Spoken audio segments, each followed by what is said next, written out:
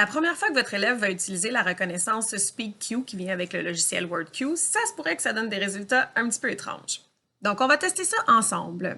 Je vais activer tout de suite ma boîte de saisie de texte pour pouvoir répondre à la question. Et là, c'est la première fois avec cet utilisateur-là que j'utilise la reconnaissance vocale. Donc, il va y avoir un petit pop-up qui va s'afficher. Propriété de la synthèse de la parole. Ici, j'ai la bonne langue, le French-France, on n'a pas d'autres options, donc je reste là. Profil de reconnaissance vocale, je vais en créer un nouveau parce que je ne veux pas utiliser le mien de Anne-Sophie que j'ai déjà paramétré. Je vais tout simplement faire un utilisateur test. Le microphone, je n'ai pas un micro casque, j'ai un micro de périphérique, donc de portable. Je clique sur suivant. Mon positionnement est correct. Il va me faire répéter des petites phrases. Pierre dicte à son ordinateur. Il préfère dicter que taper ou utiliser un papier et un crayon.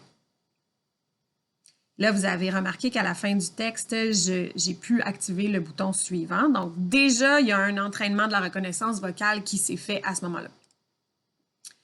Je peux cliquer sur terminer.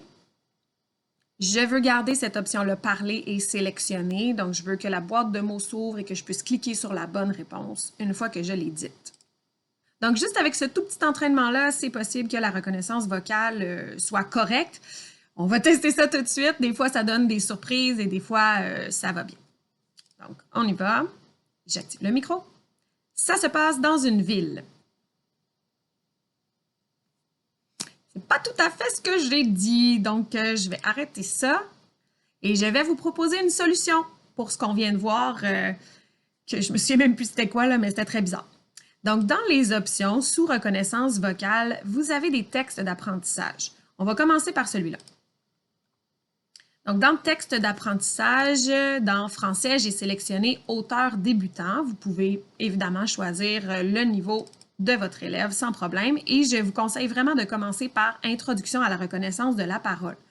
Ensuite, si jamais votre jeune veut perfectionner sa reconnaissance vocale ou s'il est intéressé par exemple par les animaux ou les planètes, vous pourriez aller choisir un autre texte. Donc, quand je vais appuyer sur entraîner, la synthèse vocale de WordQ va lire des petits bouts de phrases que je devrais répéter. On y va. Introduction à la reconnaissance vocale. Introduction à la reconnaissance vocale. Veuillez répéter les mots. Veuillez répéter les mots. Et là, je fais pause parce qu'on ne fera pas tout l'entraînement ensemble, mais je veux attirer votre attention sur deux petites choses très importantes. Les symboles qui sont ici en haut. La main signifie à votre élève qu'il ne peut pas répéter tout de suite, il doit écouter.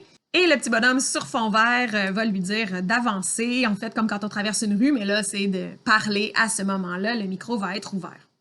Deuxième chose sur laquelle je voulais attirer votre attention, c'est la barre de défilement en bas. Donc, ça vous dit vous êtes rendu à peu près où dans l'entraînement. Et je vous rappelle aussi que vous pouvez toujours faire une pause si jamais votre jeune manque de jus, est un peu tanné, il a envie de prendre une pause, là, il n'y a pas de problème, vous pouvez y revenir plus tard. J'ai arrêté l'entraînement et je vais changer d'utilisateur pour vous montrer ce que ça va donner avec un utilisateur dont l'entraînement a été complété. Donc, je suis revenue dans mon utilisateur test habituel dans lequel j'ai paramétré ma voix seulement avec le texte d'initiation. Donc, on va voir si c'est suffisant pour nos besoins en ce moment. Ça se passe dans une ville. Et voilà, j'avais la réponse en premier, j'ai pu cliquer dessus. On peut également, évidemment, demander aux jeunes de se faire relire sa sélection. Voilà. Ça se passe dans une ville. Donc, pour valider sa réponse, parce que ça ne sera peut-être pas nécessairement toujours le premier choix dans le haut. Et vous remarquez aussi sans doute qu'il n'y a pas de ponctuation. Ça pourrait être quelque chose qu'on demande à nos jeunes d'aller ajouter à la main, donc le point et la majuscule au début de la phrase. Une deuxième façon possible de perfectionner l'entraînement de la reconnaissance vocale SpeakQ, ce serait d'aller toujours dans les options, mais de sélectionner les mots d'apprentissage. C'est particulièrement intéressant pour les enfants qui auraient une difficulté d'élocution et pour lesquels vous voudriez enregistrer des mots qu'ils utilisent particulièrement souvent. Donc, je voudrais ici vous montrer comment ajouter un mot.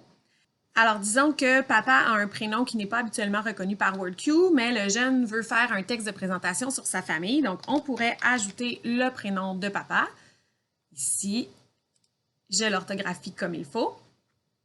Oui, je vais vouloir enregistrer une prononciation à la fin et comme c'est un prénom, je vais cliquer sur le mot commence toujours par une majuscule parce que c'est un nom propre. Je vais maintenant prononcer le nom de papa, Imran.